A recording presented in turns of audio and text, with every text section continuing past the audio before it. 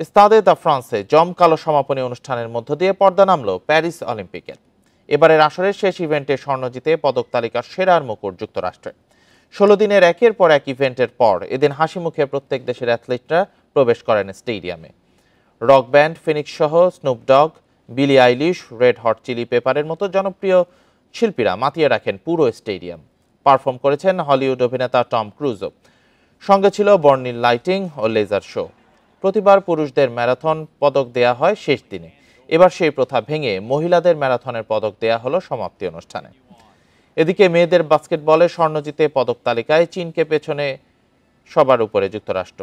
40টি স্বর্ণসহ 126টি পদক জিতেছে দেশটি। অন্যদিকে 40 স্বর্ণপদক সহ মোট 91টি পদক চীনের। 45 পদক নিয়ে তৃতীয় জাপান।